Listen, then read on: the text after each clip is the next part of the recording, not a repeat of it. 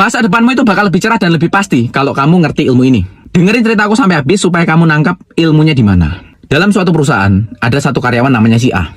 Jadi, si A ini ya di hari Rabu, jam 10 pagi, diajak meeting sama bosnya bersama dengan beberapa karyawan lainnya.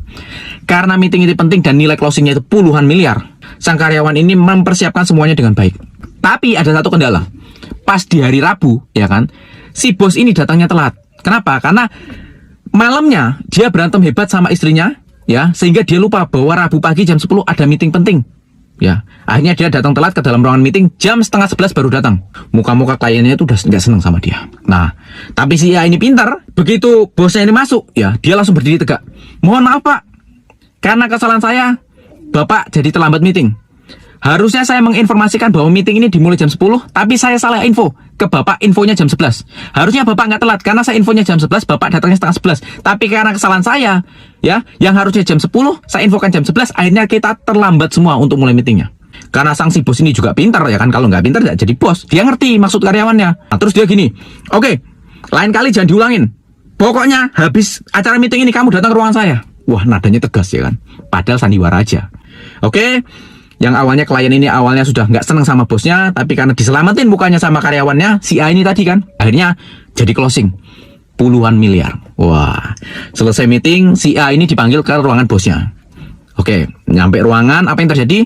Si A dinaikkan jabatan, gajinya dinaikkan, dapat bonus mobil lagi. Nah, kenapa? Ya karena dia nyelamatin muka bosnya. Terus dia nyelamatin potensi closing dalam bisnisnya.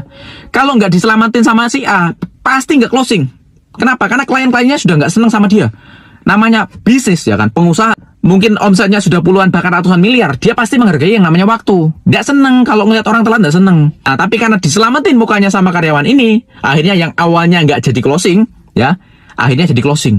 Jadi kesalahan itu langsung diambil alih sama si A. Pinter banget si A ini. Jadi dalam hidup sebenarnya banyak jurus yang nggak ada di rumus, di sekolahan nggak ada. Tapi kalau kamu bisa ngerti ilmu itu, jurus itu, masa depanmu bisa lebih terjamin. Ya, contoh kayak cerita barusan. Itu sebenarnya banyak sekali kejadian dalam hidup. Cuman kan di sekolahan nggak ada diajarin kan.